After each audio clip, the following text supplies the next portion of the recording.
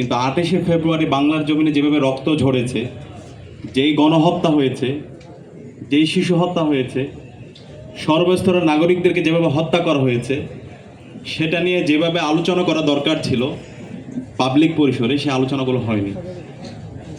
2013 সালের 28শে ফেব্রুয়ারি আল্লামা দেলোয়ার হোসেন সাঈদী হুজুরের রায় পরবর্তী সারা দেশের মুক্তিকামী ছাত্র জনতা রাজপথে নেমেছিল।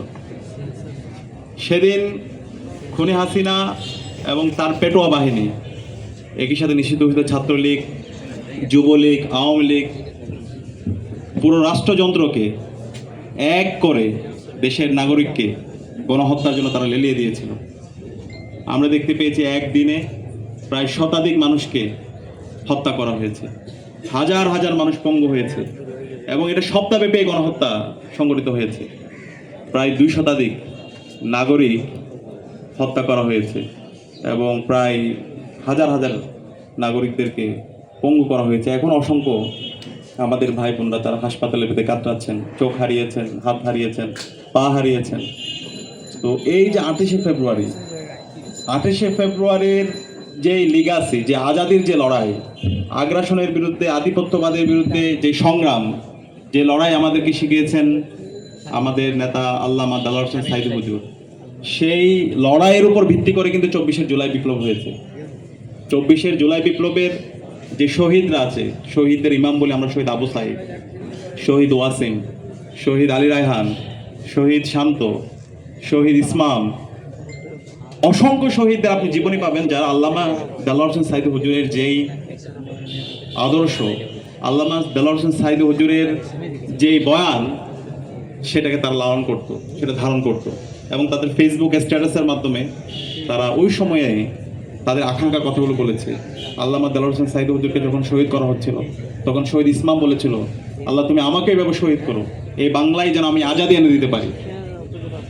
তো সেই ইসমাম 2024-এর জুলাই বিপ্লবে তিনি শহীদ হয়েছেন। শহীদ আবু সাঈদের স্ট্যাটাস থেকে আমরা দেখতে পেয়েছি। তো এই যে জুলাই বিপ্লব, এই জুলাই বিপ্লব এটা একদিনও হয়নি, এটা দীর্ঘদিনের মানুষের লড়াই সংগ্রাম আছে, অসংখ্য মানুষের রক্ত, তাদের স্যাক্রিফাইসের মাধ্যমে আজকে জুলাই বিপ্লব পেয়েছে। এবং এই জুলাই বিপ্লবের অন্যতম যেটা হচ্ছে আমাদের পাটাতন তৈরি করে দিয়েছে, সেটা হচ্ছে 28শে ফেব্রুয়ারি। তো সেই কারণে এই 28শে ফেব্রুয়ারি নিয়ে, 28শে ফেব্রুয়ারি গণহত্যা নিয়ে আমাদের অনেক বেশি পাবলিক পরিসরে আলাপ হওয়া দরকার, কথা বলা দরকার। আমরা আজকের এই দিনে ঢাকা বিশ্ববিদ্যালয় কেন্দ্রীয় ছাত্র সংসদ এবং বাংলাদেশের ছাত্র সমাজের পক্ষ থেকে 28শে ফেব্রুয়ারির সকল শহীদদের শ্রদ্ধার সাথে স্মরণ করছি। আমরা নতুন সরকারের কাছে আমাদের দাবি থাকবে, ছাত্র সমাজের পক্ষ থেকে দাবি থাকবে, 28শে ফেব্রুয়ারির সকল শহীদদেরকে যেন রাষ্ট্রীয় সম্মাননা দেওয়া হয়, তাদেরকে রাষ্ট্রীয় স্বীকৃতি দেওয়া হয়। একই সাথে এই সকল শহীদদের এবং আহতদের রাষ্ট্রের পক্ষ থেকে পুনর্বাসনের ব্যবস্থা করা হয়। এবং একই সাথে এই 28শে ফেব্রুয়ারি খুনি হাসিনা এবং তার দোসররা যারা গণহত্যা এবং শিশু হত্যা করেছে, 2000 আমাদের ভাই বোনকে শহীদ করেছে এবং হাজার হাজার আমাদের ভাই বোনদেরকে পঙ্গু করেছে, যারা এই খুনের সাথে, গণহত্যার সাথে জড়িত আছে, তাদেরকে যেন এই বাংলার জমিনে বিচার আওতায় নিয়ে আসা হয়। এটার জন্য যেন একটা কমিশন, স্বাধীন কমিশন গঠন করা হয়। গত 16 বছরে, গত 13-14 বছরে সেটা হয়নি। আমাদের প্রত্যাশা থাকবে নতুন সরকার এই কাজটি করবে। এবং একই সাথে ওই সময়ে যারা জাতীয় নেতৃবৃন্দ ছিল, জাতীয় নেতৃবৃন্দদের বিরুদ্ধে বিভিন্নভাবে তাদের বিরুদ্ধে অপবাদ দিয়ে বিচারের নামে অবিচার করা হয়েছে, যেটা আমরা এটিএম আজহার ভাইয়ের রায় পরবর্তী বিচার বিভাগ থেকে, কোর্ট থেকে যেটি বলা হয়েছে, এটা বিচারের নামে অবিচার হয়েছে, একজনের বিচার অন্যজনের উপর দায় দিয়ে দেওয়া হয়েছে। সুতরাং এই আন্তর্জাতিক অপরাধ ট্রাইব্যুনালের বিগত সময়ে যে রায়গুলো হয়েছে, সেই রায়গুলো আবার রিভিউ হওয়া দরকার। এবং আমাদের আল্লামা দেলোয়ার হোসেন সাঈদী হুজুরকে সর্বশেষ মেডিকেল ক্লিনিকের মাধ্যমে ওনাকে শহীদ করা হয়েছে, হত্যা করা হয়েছে। এই হত্যাকাণ্ডের সাথে যারা জড়িত ছিল, তাদেরকে যেন এই স্বাধীন বাংলাদেশে বিচারের আওতায় নিয়ে আসা হয়।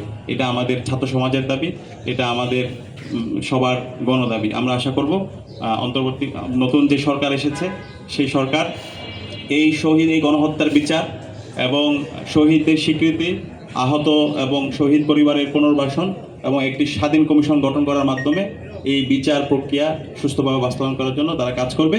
এবং একই সাথে আল্লামা দেলোয়ার হোসেন সাঈদী হুজুর আমাদেরকে যে আজাদির লড়াই শিখিয়ে গেছে, যে ইনসাফের লড়াই আমাদেরকে শিখিয়েছেন, ভারতীয় আধিপত্যবাদের বিরুদ্ধে, আগ্রাসনের বিরুদ্ধে তিনি যেভাবে প্রতিবাদ প্রতিরোধ জারি রেখেছেন, সেই লড়াই সংগ্রাম যেন আমরা জারি রাখি।